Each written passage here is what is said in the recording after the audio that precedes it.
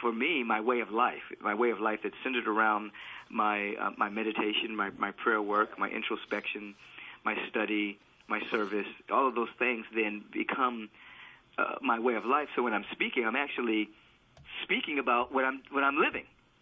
So it's not foreign to my life. I'm not talking about something that I'm not living myself. Well, when I teach many of my advanced students, what I have them do is I take them back into a place in which they first had either a tremendous healing in their life or a tremendous revelation that changed their life. And I have them get into that state of describing what that felt like, what was going on when that was occurring. What does that feel like? And begin to make that particular state very real. And then I'll give them a topic or something to speak about from that space. And I say, okay, now just go with it. Don't use the thinking mind here. Just be in the state of that expansion and see what happens. Talk about the healing. Talk about the revelation. And what will inevitably happen is that person will begin to speak not from their limited point of view from a memory bank. They'll begin to speak from the state itself. And ultimately, with a little practice, they're able to engage that state and let the information flow from that wider paradigm rather than from the smaller paradigm.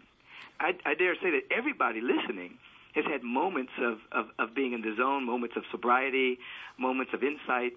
Go back to that and revisit it and throw yourself open to it. They use the word surrender to it.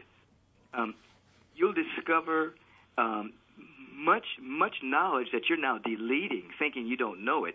You'll discover it in that state, and you'll begin to speak from it. So I think the other thing that's very important, too, is that people will sometimes think about the audience more than they tap into the information that's coming through. And I know for me, I know the audience is there. I'm connected with them. I feel them. I appreciate them. I love them. There's a love affair going on in my awareness about them.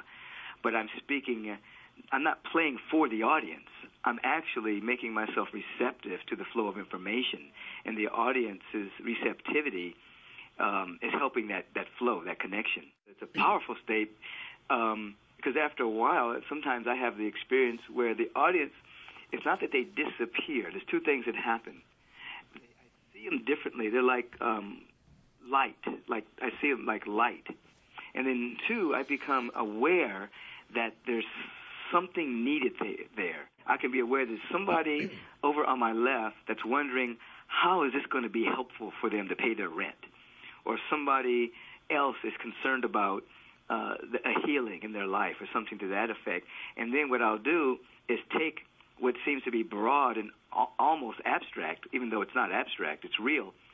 I'll bring it into a very concrete example because of that inner nudging. What we're talking about is our way of life. And so when you begin to live for this flow moving through you, you begin to understand that your mode of being in the world changes or your reason for waking up changes, and you're not necessarily going to do your career. You're actually going to provide this energy everywhere you go. You're going to be an avenue of this flow regardless of what your profession may be.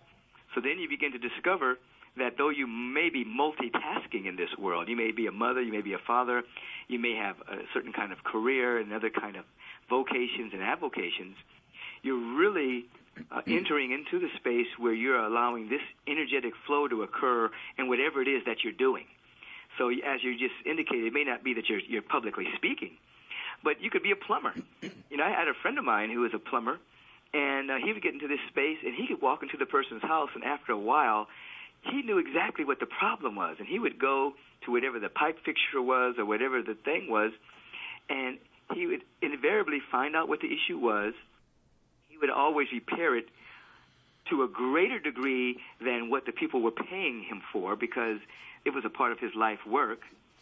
And inevitably, of course, he'd be hired back or his particular career blossomed. Everybody wanted him to work because he was in this flow of energy. Even though he was a plumber, he was the best